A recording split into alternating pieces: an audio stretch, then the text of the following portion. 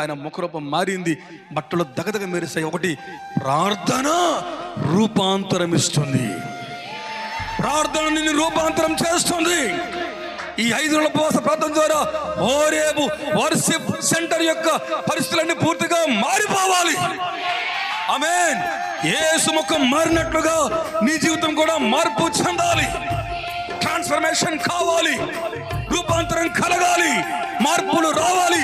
మార్పు లేని ప్రార్థనే కాదు, ఆ ప్రార్థన మానేయండి. ఇంకా నిన్ను మార్చకపోతే ఆ ప్రార్థన ఎందుకండి? ఏళ్ల తరబడి చేస్తున్నాం కానీ మారు మనసు లేదు, గంటల తరబడి ఏడుస్తాం, పరివర్తన లేదు. మనల్ని మార్చని ప్రార్థన మనకెందుకు?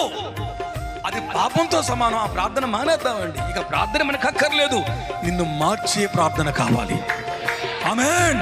నీ ముఖాన్ని మార్చాలి, గట్టిగా గట్టిగా నీ ముఖాన్ని మార్చాలి, నీ బుద్ధిని మార్చాలి, నీ కుటుంబాన్ని మార్చాలి, వ్యవస్థను మార్చాలి, దేశాన్ని మార్చాలి, నీ బట్టలు మార్చాలి, నడవడిక మార్చాలి, ఆలోచన మార్చాలి, నిన్ను మార్చాలి. నీ ద్వారా దేశమే మారిపోవాలి. మార్పులిచ్చే ప్రార్థన చేసే ఒక యేసు లాంటి వాడు దేవునికి కావాలి. ఎంత ప్రార్థన చేస్తాం, మార్పు లేదు. ఎందుకండి? ఎందుకు ప్రార్థన? 40 రోజులు కూడుకుంటారు, క్షమించండి. 40 రోజులు కూడుకుంటాం, లండేస్ అని. నీస్ తినరు, ఏ కార్యం చేయరు, అంత బాగానే ఉంటారు. 41 రోజు రాగానే మరలా అదే చోదం, అదే త్రాగుడు, అదే మత్తు, అదే బానిసత్వం, అదే ప్రార్థన లేమి, చర్చికి రాకపోవడం, అదే పతనం. అది దేవునికి ఇష్టమా? కాదు.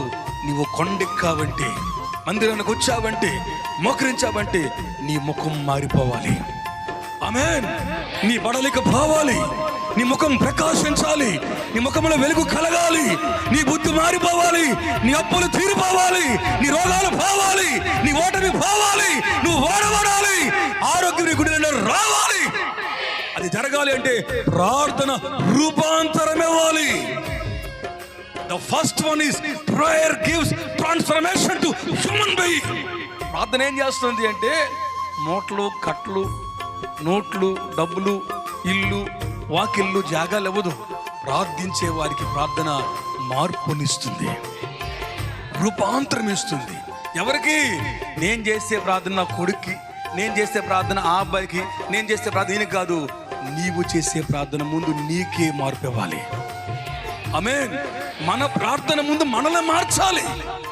అప్పుడే మనము లోకాన్ని మార్చగలం. మన ప్రార్థన మనల్ని మార్చకపోతే ఈ కొత్తూరుని మార్చే ప్రభువా, కోరుకొండని మార్చే ప్రభువా, దేశ కదిలించి ఎలా కదిలిపోతుంది? ముందు మనం కదలాలి, ముందు మనం మారాలి, ముందు మనం మెరవాలి.